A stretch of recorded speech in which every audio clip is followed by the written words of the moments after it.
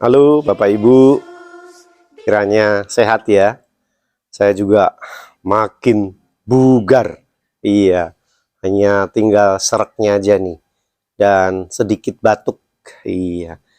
Bapak Ibu masih ingat baju ini?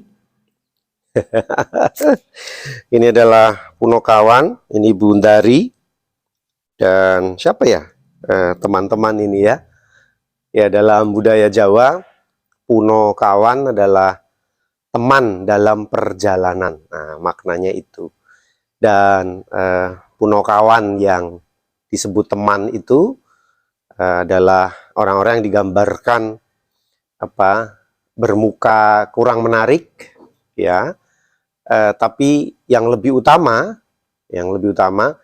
mereka adalah sosok pribadi yang sederhana. Ya, mau digambarkan sebagai ya gimana ya, orang yang namanya bawahan, ya, namanya teman dalam arti kata untuk menambahkan sukacita, kebahagiaan gitu. Nah, sehingga Punokawan yang sebetulnya para hamba ini sangat dibutuhkan oleh orang-orang hebat, orang-orang bijak, para raja dan seterusnya.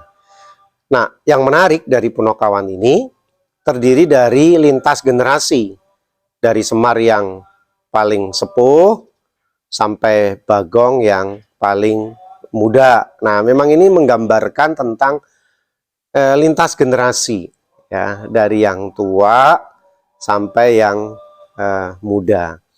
Dan seperti itulah kehidupan ya, selalu diwarnai dengan orang yang senior, menengah, dan junior.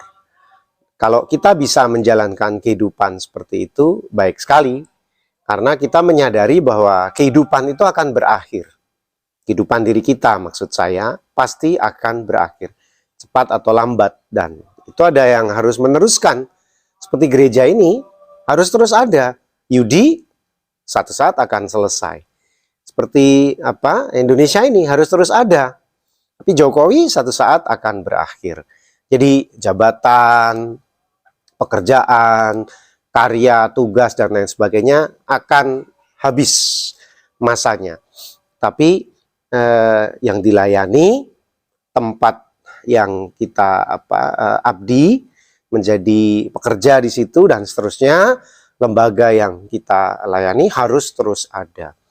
Nah, dalam konven kemarin juga begitu, panitia sepertinya mengatur setiap kamar itu ada 3 orang gitu. 3 orang itu terdiri dari pendeta yang sudah 20 tahun ke atas melayani, lalu pendeta yang di atas 10 tahun, dan pendeta yang sebelum 10 tahun. Nah, saya kan yang di menengah ya, karena saya akan memasuki masa 20 tahun depan, itu 20 tahun masa pelayanan saya. Jadi saya yang di atas 10 tahun. Lalu ada satu teman, pendeta Tri panggilannya, dia di GKI Pengadilan Bogor. Dia yang 20 tahun ke atas. Dan sudah hampir menjelang 60 ya, jadi mau emeritus. Dan satu pendeta baru. Saya karena dia banyak diam mungkin ya, karena masih betul-betul baru, saya lupa namanya, tapi dari Jawa Timur. Nah, disitulah kemudian kita saling bercerita pengalaman pelayanan dan saling mengisi, saling mengkoreksi, saling mengevaluasi, saling curhat ya, kita banyak bincang-bincang. Dan lembaga yang menyediakan generasi penerus adalah lembaga yang baik dan sehat. Yang tua mengajarkan pengalaman yang baik pada yang muda belajar untuk mempersiapkan diri meneruskan apa yang dilakukan oleh yang tua, memperbaikinya, mengevaluasinya, dan menjalankannya untuk intinya lebih baik. Karena hal semacam itu di dalam Alkitab hal yang biasa, sangat biasa.